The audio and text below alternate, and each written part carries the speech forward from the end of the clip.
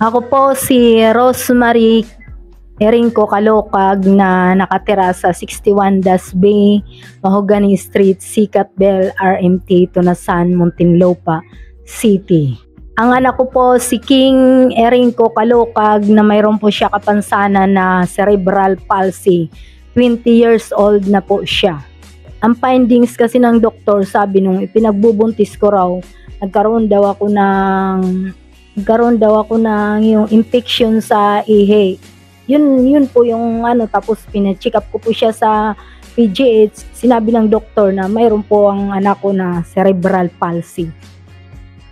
Siyempre, ang naging epekto ng mga tao sa tingin, ang iba tanggap ang anak ko, tapos ang iba naman hindi. Pero sa akin, hindi ko na po yun iniisip ko na lang po na ito ay regalo sa amin ng Panginoon. At siyempre, isa ko sa mapala dahil pinagkatiwalaan ako ng Panginoon na alagaan ng anak ko.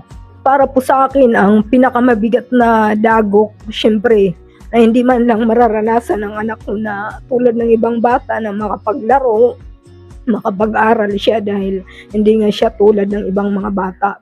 Nung wala pa panahon ng pandemya, ang pinagkukuhanan namin ng pangkabuhayan, yung pang-araw-araw namin na gastusin doon sa pagtitinda namin ng peanut butter. Kasi kaya napili ko itong peanut butter na magtinda kasi napakadali lang kasi itong gawin. Tapos bukod sa madaling gawin, kung saan patok sa mga bata, kahit mga ganito, mura lang siya at saka masarap. Unang-una na sumusuporta sa amin, syempre yung asawa ko, kapatid ng asawa ko, tapos syempre mga kapatid ko nandyan sila para sa amin.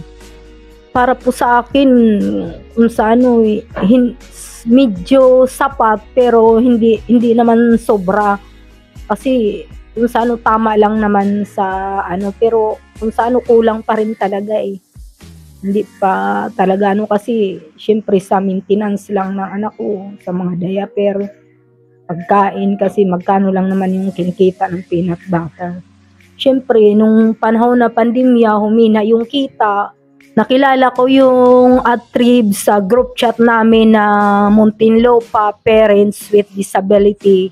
Doon ko po nakita yung Atrib. Tapos naisipan ko po na subukan ko to na sumali sa Atrib kasi naisip ko baka ito na talaga yung pinadala ni Lord na magbibigay talaga sa katugunan ng karagdagan ng mga namin, ng kaalaman tungkol sa pagninegosyo. Kaya sumali kami sa Atrib dahil sa kakulangan din po ng financial, naisip ko rin na pag isa ako na palarin, magkakaroon ako ng gano'n na 5,000, tapos bukod pa doon, matututo pa ako. Ang training po na nasalihan ko po sa Atrib Digital Business Basic Training.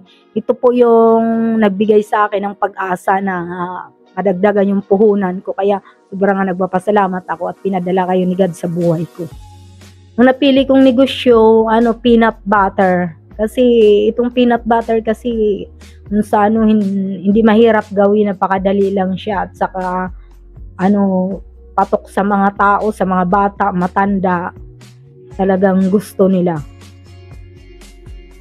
Lahat po ng mga kaibigan ko o mga magulang na may kapansanan o gusto ng peanut butter or mahilig sa peanut butter, ini-invite ko po kayo sa Facebook account ko, Rosemary Erinco Calocag.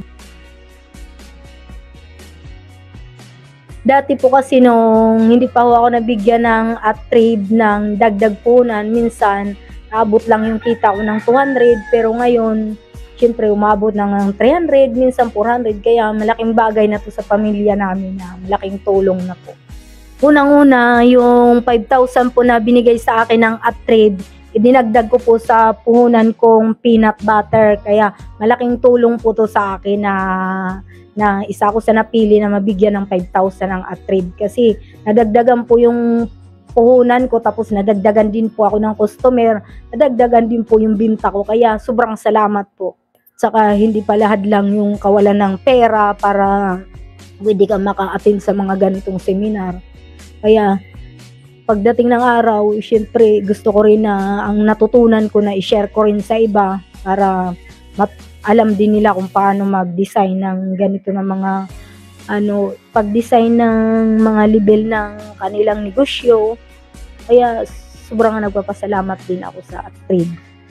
Hinihikayat ko po kayo na sumali sa Atrib dahil marami po kayong matutunan kung paano gumamit ng Facebook, ng Instagram, na doon po ipopromote yung business natin, kung paano po mag-design ng ng mga label ng paninda natin, ng negosyo. Kaya sumali na po kayo sa training ng Atrib, hindi po kayo magsisisi. Nagpapasalamat po ako sa Boys Philippines, sa Norfel, PFI Day, at saka po sa Liliani Pounds.